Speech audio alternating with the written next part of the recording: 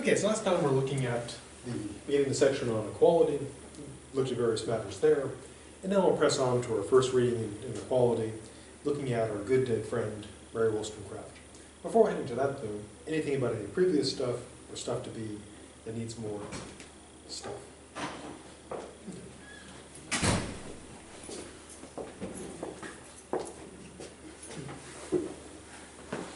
A little background for Mary Wollstonecraft.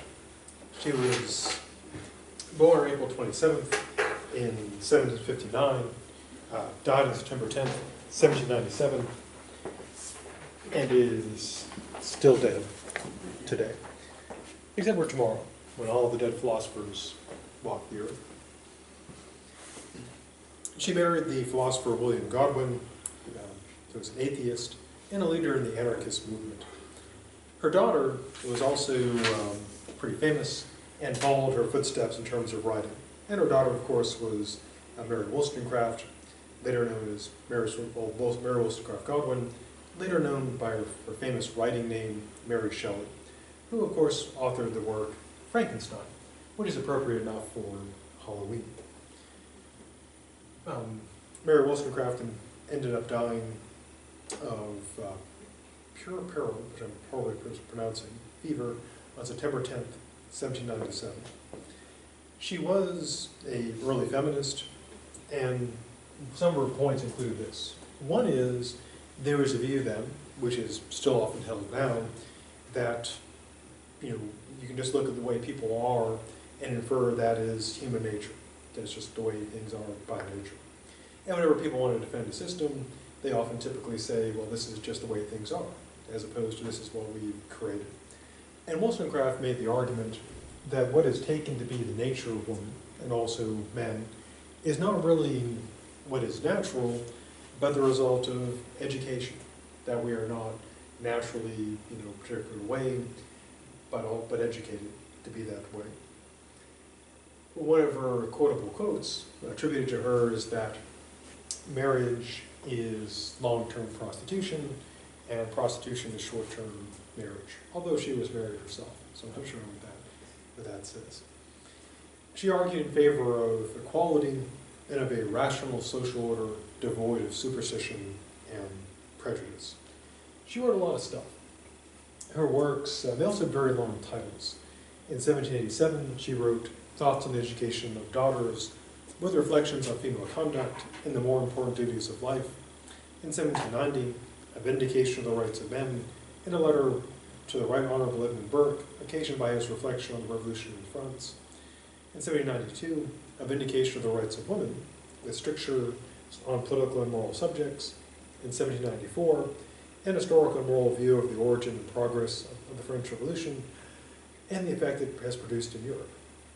In 1796, when her titles started getting shorter, letters written during a short residence in Sweden, Norway, and Denmark, and lastly in 1798, the shortest title of all, Maria, or the Wrongs of Woman.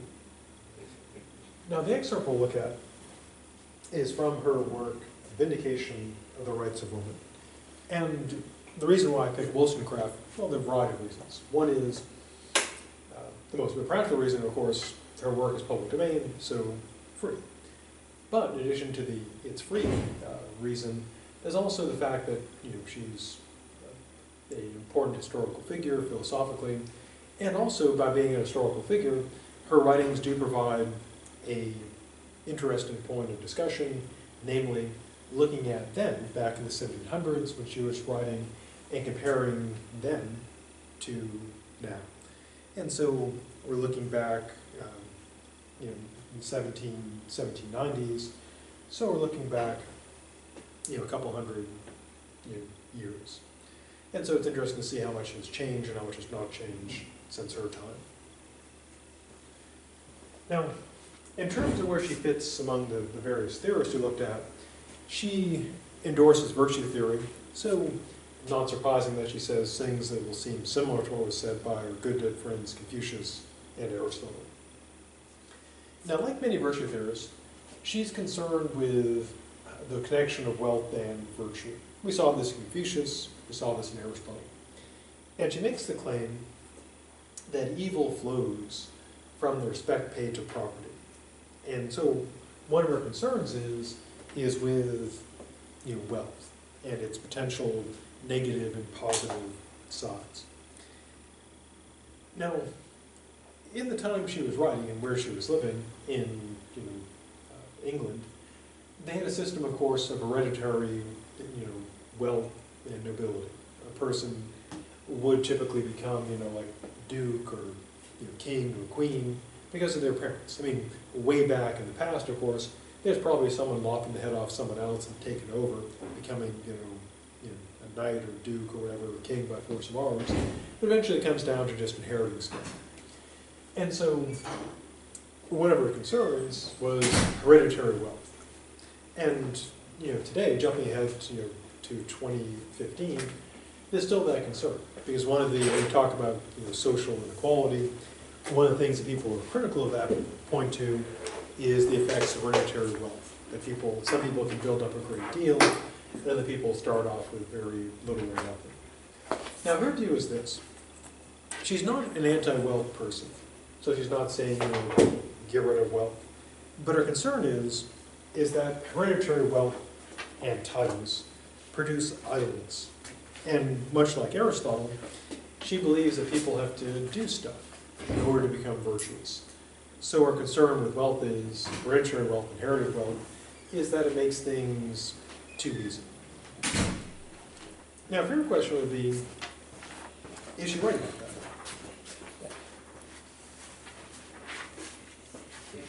Is this actually, I mean, again, she's not like saying wealth is bad, and her concern is the problem with hereditary wealth is that when people get it, they're, say, born rich, it's, it's too easy for them. They probably won't develop, virtue, because it'll be too easy. I feel like it depends on the person, because you can be born into money and have morals and respect for other people and you're humble. It's just, I guess you can develop that respect in different ways, I guess. Yeah, true, because you can look at examples of people who do come from notable, well-established, wealthy families who do go, become successful in their own right, become philanthropists, and help out people. Yeah, so we shouldn't infer that just because someone has inherited wealth, that they'll automatically condemn them to a fate of laziness and lack of virtue. Because you can be poor with a lack of virtue. Yeah, you can be poor and awful too. That is quite true. Yeah, so perhaps she's mistaken about that. But can it have that effect though? If things yes. are, yeah. To an extent. Yeah, if it becomes too easy, because I mean, the usual example, well, I used to use Paris Hilton back when she was... I used to love her shirts. Yeah, I mean, she's wealthy because her parents, and she's famous because she's famous. Yeah, we can point to examples of people who are basically inherit their wealth and do, nothing. And then, of course, there are people, as you said, who do inherit wealth and then do stuff with it. I mean, people are often critical of Donald Trump. Like he said, he was giving his backstory, said he got a small loan of $1 million, and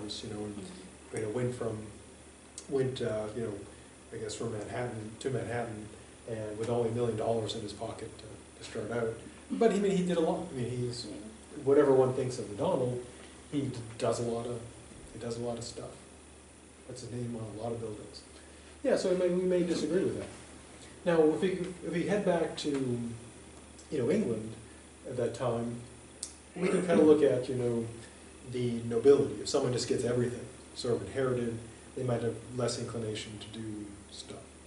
And other people have made the proposal that, well, some people made the sort of radical proposal that people should have to start off equally. That when a person dies, all of their wealth just goes back to all of it gets distributed back into the system. It goes to well, people have different plans, but it might go to college funding for colleges or some such thing. And then of course people argue against that by saying, hey, that's just the government stealing our stuff. But she's concerned about it. Now, again, her main reason is not that she thinks that wealth is by itself bad, but she thinks that people need to be doing stuff to be virtuous. Because much like Aristotle, she thinks the way we acquire virtues is by doing. And her worry is that the situation that existed at the time she was writing wouldn't allow this. And one of her concerns, since we're talking about equality, not surprising, is she thinks morality, people being virtuous, requires more equality. Why? Well, her concern in the 1700s was that half of humanity, specifically women, were in a situation where virtue was very difficult because of their the economic and social conditions under which they were living. So what are some of the factors that she regarded as problematic? First thing she points out is dependence, that women have to get a degree of independence because as long as they're dependent on their husbands, she claims, they will be cunning, mean, and selfish, which is kind of harsh. Now, is she right about that? I mean, and she's talking by dependence. She's talking about. I mean, we have to go back to the 1700s when women typically didn't have much in the way of jobs, and they did depend almost entirely on their husbands. That's kind of the standard thing. Now, is she right about that? Does being dependent make someone mean, cunning? Is it bad for people? I think being dependent makes you feel entitled, like they have to do this, but I don't know if it makes you mean. And all these other things. Yeah, I mean, it does seem pretty harsh. Yeah, it doesn't make you mean. I don't think it makes you mean. Yeah, she could be wrong. Although maybe in the 1700s, maybe people were meaner. Of course, it might have been the lack of the internet. And made people mean no internet. Or maybe that makes people meaner. Maybe not having the internet made them less mean. Yeah, so it's a fair point to say, well, maybe independence doesn't have that effect on people. So she may be right, but maybe wrong. What are some other impediments that she sees? Well, interestingly, when you think of wealth, charm, and getting stuff, because your parents got it and they give it to you, do we see these as bad things? Like, is wealth bad? No. Is charm bad? No. Is hereditary property bad? Well, I guess if you're getting it, Right. not so bad. So how could you think this is bad? Well, here's our claim. Hereditary property can be bad, though. How so? For example, people like Warren Buffett, and Bill Gates, they say when they die, most of their money is going to charity. They're not going to give the bulk of their wealth to their children because I guess it could corrupt their morals and stuff. Yeah, and there is that concern that people are given. Interestingly, it's an argument often made by conservatives. If you just give people stuff, then they won't develop virtues and qualities. Interestingly, though, that the same people who argue you just can't give people stuff, they defend hereditary property that you should have to give. So it's kind of a weird, consistency, not a strong point. But yeah, it could very well that the hereditary property could be bad for people. If it's too easy, they might not develop their qualities, or they might. As you said, it does depend a lot on people. And I'm sure someone's done a study of this, or will be doing a study of this. Could give you a chance to hang out with rich people. That's my dissertation, hang out with rich people. The company Johnson & Johnson, the guy, his son, has a documentary on this on YouTube, where he says when he was growing up, well, basically he goes around to the top 1% in America, he visits different families and interviews them about this same concept. But he said when he was growing up, he got to a certain age, I think he was 12 years old, 13, when he realized that not everybody's born with chariots and horses and he really thought that that's how the world was. Yeah, true. That reminds me of Frank Ocean's song. Yeah, true. The one who's super rich kids, nothing but loose ends. I don't know if it's called the exact name. That's the lyrics. Yeah, what seems normal is what you're born into. Yeah, it makes perfect sense. I mean, that's all you know. Then you probably think, well, everybody's got ponies and butlers and stuff. Yeah, so it may have a possibly negative impact. Now, what about wealth? Well, we do say that money is the root of all evil, but we want a lot of that. That's kind of evil we like to get. Can wealth have a bad effect on people? I think so. Yeah, I mean, it may, we, you know, we do have, again, the view that money, you know, power corrupts and that wealth may, you know, we have this, in the United States, we kind of have a weird thing because we like money and we respect money. We also have a mythology of the corruption of wealth. Many of our villains are like, you know, wealthy. Mhm. Now, her view is not that, interestingly, her view is not that wealth makes people bad, you know, supervillains, but her view is that wealth makes it too easy for people. That they're not going to, you know, if they can just get things done with money, they're not going to develop their qualities. And it is an interesting question, you know, about can someone acquire wealth and keep wealth and still be a good person? And some people, you know, some have argued that the things you have to do to become wealthy, in most cases, either you have to be a bad person to begin with to do that, or it'll make you bad. Or that once you get it, you know, the money is the root of all evil type of deal, that it will corrupt people. And that, you know, is an important question, because if, you know, I guess if wealth is bad for us, then we probably would, you know, would not want to get that stuff. But if it's not bad for us, then we probably want to get it. Now again, her view is not that the wealth makes people like evil. Her view is that, again, it makes things too easy for people. Which, you know, we could go back to your point. It depends on, you know, it seems to depend a lot on the person. Some people are wealthy, but they go and do all kinds of stuff on, you know, on their own, succeed on their own merits. Other people will turn out, you know, awful. So, what about charm? Do you think a charm is good? Yeah, like when people are charming, you usually like them. Yeah. Yeah, that seems like an odd thing to see as negative. So why does she think it's negative? Well, she thinks the problem is not so much like being charming, but in the time period she was writing, that since women didn't have, you know, jobs, you know, didn't have, you know, careers of their own, they basically had to be, this was their only option, to live by being charming. And so she doesn't think that charm itself is bad, but that sort of that situation in which, you know, well, she thinks basically being charming is not not a virtue.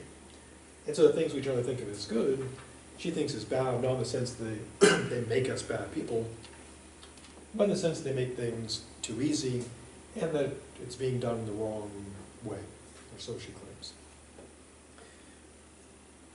So what would she have us do? Well, she thinks that society should be set up to compel us to do our duties, to be responsible. Again, she's a virtue theorist.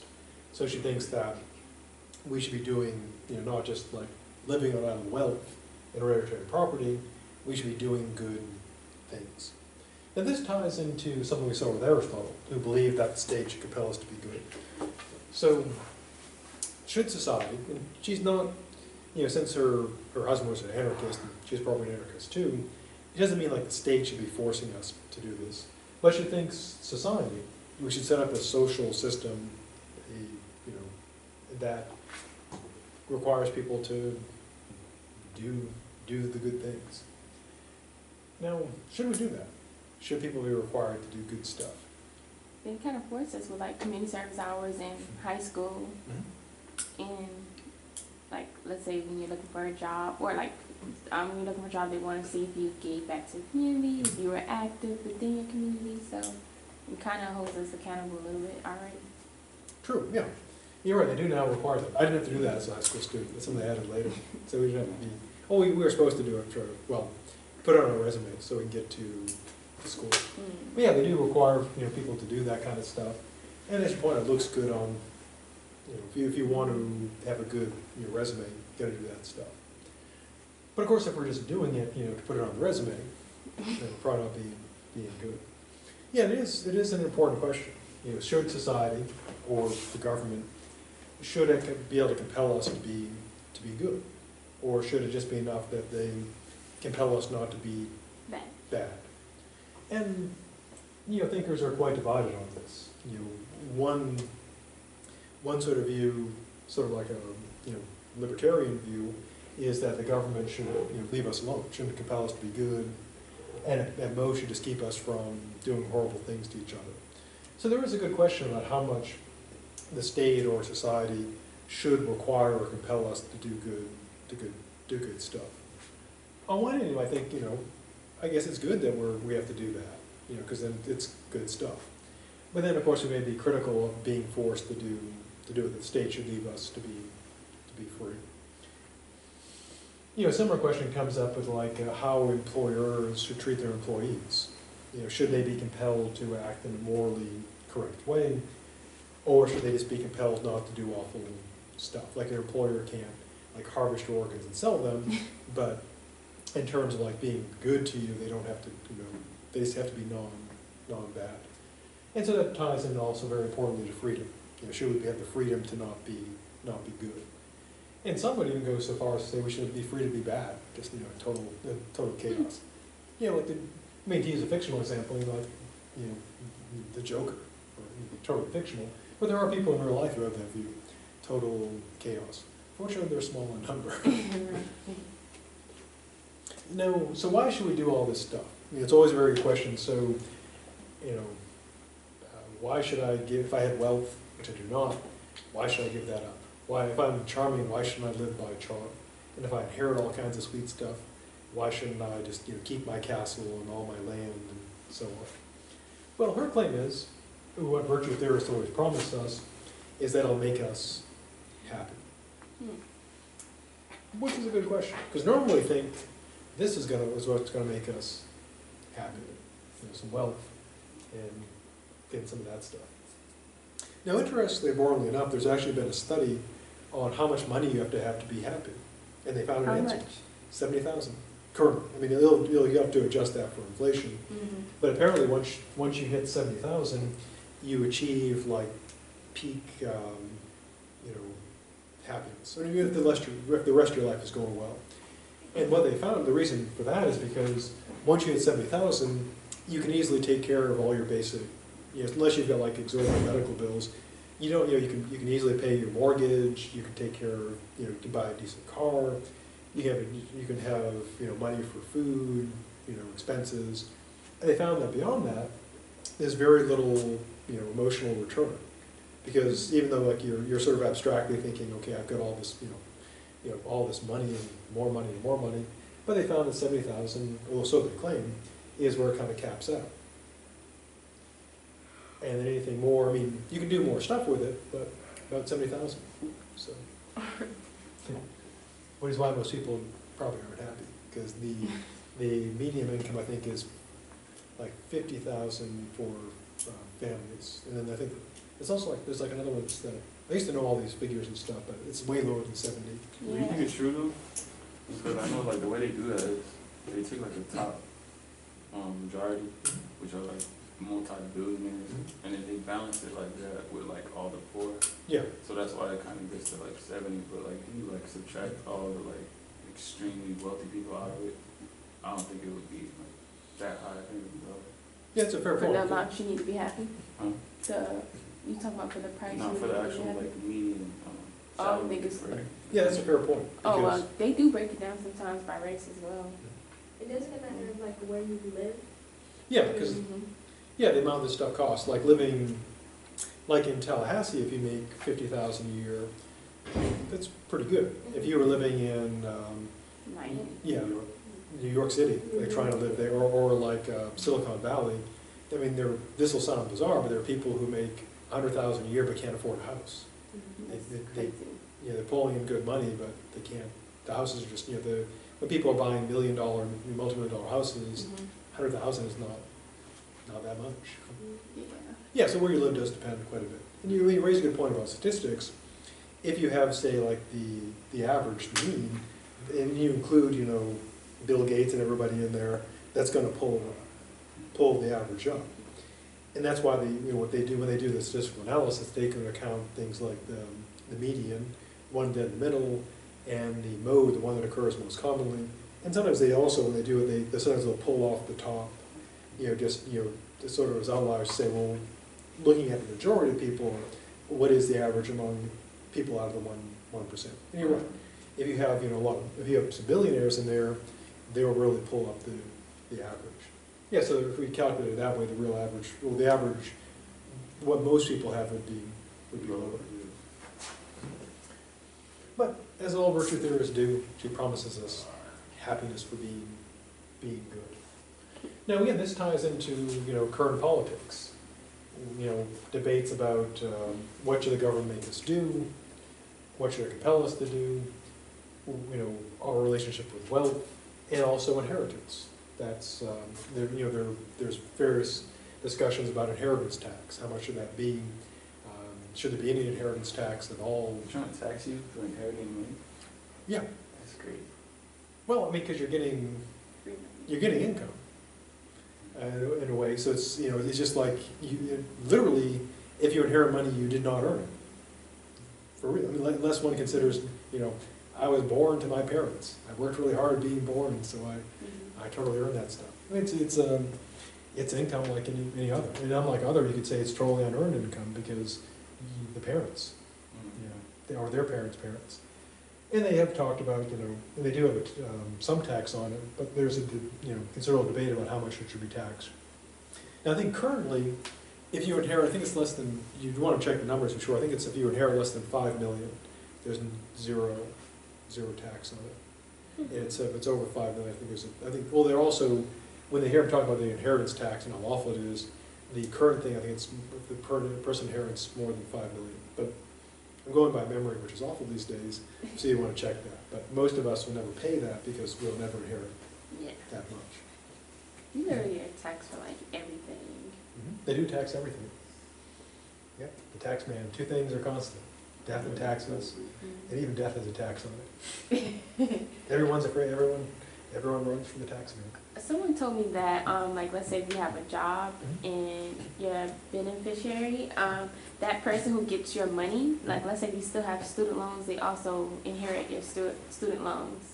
Oh yeah, one thing you want to watch for is there are some debts that are inheritable. Especially, or if you're married and the spouse dies, there are certain debts that can be inherited. Now, fortunately, most of them involve sort of joint debt. If you both take out like a loan and one person keels over, then that would be a joint debt. And yes, you definitely want to, before getting like in financial stuff, you always want to check like, will this affect me? Now with debts on estates, I actually looked this up because I wondered about it. Not in my own case, I was just curious about it in general.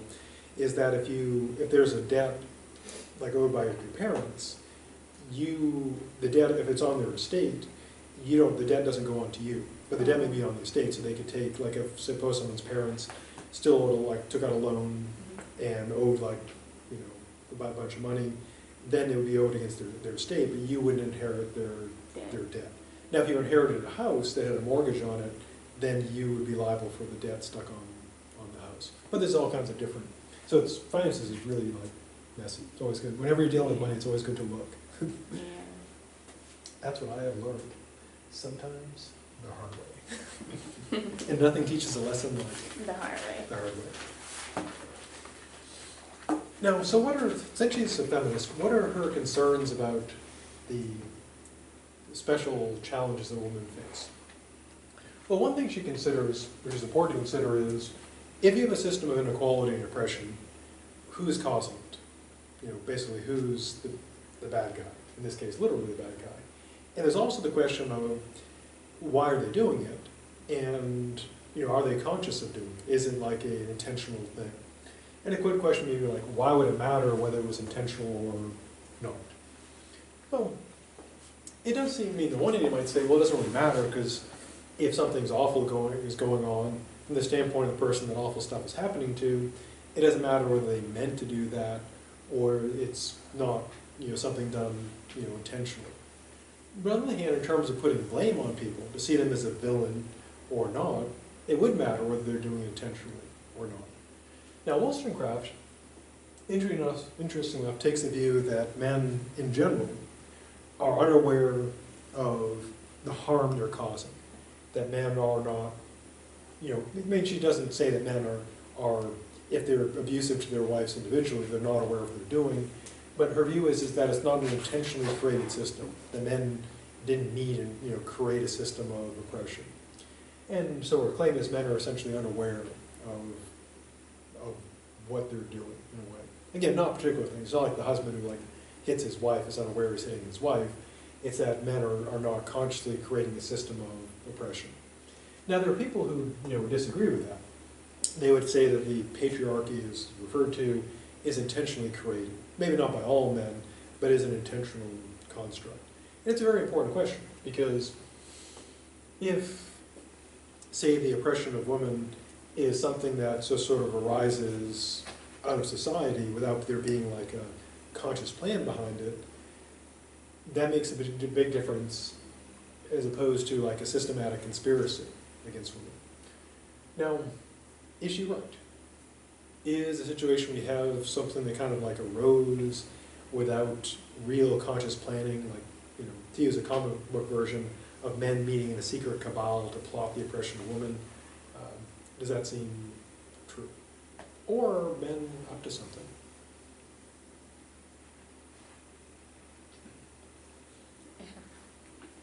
Yeah, I don't know, because I mean, I'm a guy, but I assume they don't invite us all to, we don't have like secret meetings in Montana, they wouldn't let us have it. On one hand, it's kind of like, well,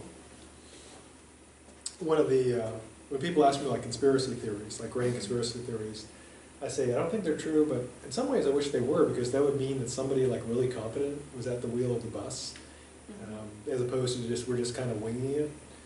And my own view, which can be totally correct, is that society just kind of arises the way everything does. We're just kind of winging it, and then we end up with like stuff. Now, some things are clearly intentional. When people sit down and actually take actions against people, but we might say the whole thing sort of like grew, and you can't really point to it as being like a conspiracy. But of course, I can be totally wrong. Maybe it is intentionally forged and created. Because you could point to, for example, take that women make less than men. And you might say, well, no one's to blame for that, but clearly someone is, because people consciously decide to do that. Similarly, when people point out there are fewer women who are CEOs than men, and even in like Hollywood, I think Jennifer Garner got a lot of attention recently because about the salary disparities between super rich men and super rich women. And although I have a hard time feeling for people who are super rich, I do recognize there is an injustice. If the super rich male actor is making more than the super rich female, they're both making way more than I'm making. But still, it's still unfair. But isn't it like that whether you're super rich or not? Isn't it just for like the common working people as well with the prices? Yeah, even if you drop down to like below the super rich to just normal average jobs, same thing. Women generally make less than men. So weird. Now, some people argue that women are participating in that. They're not as aggressive as men about requesting salaries. They're not as, and also they point out like women often get out of the career for a while when they have children, and so they lose that time. And so some people say, well, it's not an intentional, it's not like the men sit down and go, ha ha ha, we'll still pay our women less. It just kind of works out that way. So Wollstonecraft says that men are unaware in a way of what they're doing, which may be true, maybe not. But it is a fair question, whether there is sort of a intentional, misdeeds, or whether it's something that we kind of build with some intentions in there, but it kind of arises sort of beyond our individual control.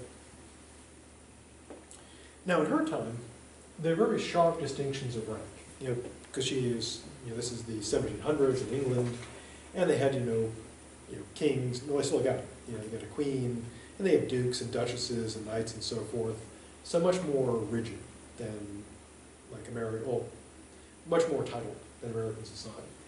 Now, she did note that even in that situation, men, even if they were like born into lower classes, commoners, they could still be very successful. Because they could go and get into business, banking, or go to the New World and become a traveler or trader, or go into the military and move up through the ranks. But she says in the case of women, it would be almost impossible to get out of that system. Now, jumping ahead today, Do we still have distinctions of rank? Do we have social classes? Yes. I got a question. Yes. As far as the pay with women and men, is that something that's like, would you say that's something like intentional, that people just hire a woman and just pay her a little less, or do you think that's just, I don't know, like? Do you think like the price that they offer is like higher automatically, or do they give the, let's say if it's a male, somebody who's being interviewed in a woman, are they giving like, oh well, are you feel comfortable with this price? The male says no, and the woman says yes.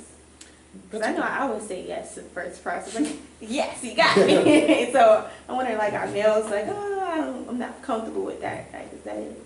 It's a good question, because I know, like, my own experience of like hiring stuff is serving on the hiring committees, and usually what we have is we have like a salary budget, and on my end being the committee, like okay, well, this is what we have, and whoever gets that job, that's what they get. And we usually don't have, I don't actually end up negotiating salary. So people ask me, what is the salary? I say, well, this is what we were told. Now, there could be stuff going on, you know, once a person is hired, where they may be able to negotiate. But based on what I've read in terms of disparity, what usually happens is what you described. It sounds like women are more inclined to just take the salary. Men are more inclined to say, well, I'm trying to hold out for more aggressive about it. Now, as far as do people intentionally say, oh, she's a woman, I'm going to give her less, probably there's some people who do that. They may sit down and actually So weird. calculate, like, I know this woman will accept less money, so we'll pay her less. And if she doesn't accept the salary, if she doesn't like the salary, she probably won't say anything. Is it like a significant amount less that they get paid, or is it like relatively close? Well, the number they throw out there is typically 78 cents on the dollar. Now, that has been a fair point to consider, is that has been questioned by people in terms of, is it, you go back to thinking about statistics, how is that calculated? So some people would say that, well, it's 78 cents on the dollar, but what they'll claim is that it includes a lot of women who work part-time. And so part-time jobs would often pay less. And so there is the question of, if you were both hired by like, the umbrella corporation, then would you get paid less and you more, just right out of the gate, or would it be you'd be paid the same, and it just so happens that those other factors like part-time work, less seniority, etc., work into that. And that's something well worth considering. Again, the number that people always throw out, and you should always be wary if something's like cited all the time with no source, and they always say, and it never changes, like it's been 78 cents on the dollar like constantly. A good question to ask is this just like an anecdote that they're just citing stuff? Sometimes when you go back and look at like a cited figure that everyone uses, it's often not accurate. It's something that kind of got in there. Everybody says it because everybody else says it, and no one goes back to check it. Research. But it does seem to establish that women in general do make, I've seen figures like 82 cents or 73 cents, but the general agreement is that even if you factor in all that stuff, it does still come out less. Do you think it has like something to do with like when women used to never really work, like it used to be like the man who like took care of the family, so like that mindset probably They probably don't think, like, you're trying to say, like, they don't think the women need it, since the man probably don't be taking care of everything? that was probably like what originally started that, Yeah, because the idea was, women really got into the workforce in the United States was probably World War II, because they needed people. Most of the men were drafted in the military, and people still needed to build planes and ships and stuff, and so women, by necessity, had to go to work. But then the assumption was that they had their man's salary to help them, and then once the war was over, the idea was they would go back. Yeah, so you're right. The pro is view, well, the woman is just doing like a side job, to get money to get dresses and nice stuff, so we don't have to pay her as much. But the main factors point to, women are less assertive about pay. That women get sort of taken out of the career path by being mothers, and so those are things people often point to. And also, in the case of like what Jennifer Garner was pointing to, they just straight up pay women less because they're women. Yeah, I was looking at this video about tennis players, and like the male tennis players made more, even the ones that weren't like really the best were making more than like some of the best female tennis players. Yeah, and who are like, yeah, who are very famous.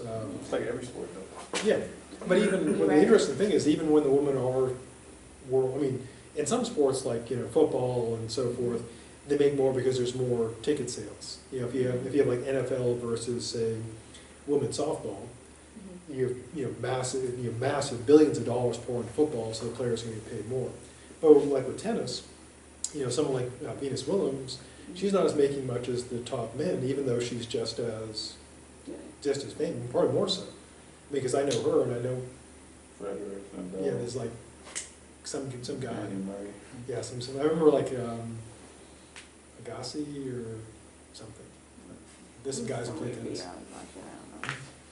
Now in running though, it's equally bad. Everyone makes very little in running, but I think men still make more. Yeah, you got to pick a sport to go pro in. Running is not the sport to do. Football is actually. I think you get like endorsements from running though. You can, but they give you like shoes and stuff. Yeah. There's no multi-millionaire runners, as far as I know. Oh, there are people who run who are multi-millionaires, but you don't become a multi-millionaire by running, unless it's supporting with the football. Yeah. Now, today, of course, we do have a class system. I mean, again, in the United States, we don't have like dukes and duchesses, etc. But we definitely have a class system. One thing that's interesting to consider is, as Wollstonecraft points out, the difficulty of getting out of one's class. In the United States, for example, we pride ourselves on having like social mobility. Everyone tells these stories of like rags to riches. But again, it's another situation we have to look at the actual statistics. And what they found is that even though like you could say we're better off than our ancestors, in part because we have things like TVs and internet, we have things they don't have. But that's true of everybody. I mean, if you go back to the colonial times, you go back to the 1700s, they had things like oil lamps and books, which people before didn't have. And then when people had tools, they had something people didn't have tools to have. So it's always true. We always have more stuff than until the apocalypse comes, we have better stuff than our predecessors. But if you look at, is there a lot of mobility? Do people go from like, in general, like lower class to upper class? And we actually have very low social mobility. We have probably the lowest among far lower than Europe, even though kind of our mythology is rags to riches. But the reality is people pretty much stay in their social class. Like places like India and places like England and like other places like that, like if you're born in a certain like class, like if you're not someone who's born into like the rich inner circle, like even if you get money, most times they still don't respect you as like a peer. Yeah. Because like there's been times where like the prime minister of the country would be born from like a lower rank, and even though she has like the highest position, they still wouldn't like accept her, But in America, I don't know if it's necessarily like that. But I've never been like filthy rich, so I don't know. But You have to find out. That'll be your assignment. Get filthy rich and tell us what it's like at the top. Yeah, but that's a good point. In the United States, we see someone who is self-made. I mean, there is kind of the stereotype of like the established wealth looking down at the new wealth sometimes. But in the United States, we look at people like Zuckerberg and the internet billionaires. A lot of them come out of very humble, middle class, and there's a few, that succeed like that. And I think in general that, if you're in the United States, if you do happen to be one of those lucky few billionaires, that we don't have that case system. So if someone would say, oh, you're born to a middle class family, you're always going to be middle class. I mean, we do have other prejudices and biases against people, but we don't have that sort of case system or system of hereditary titles. Now, she also considers wealth once more. Now,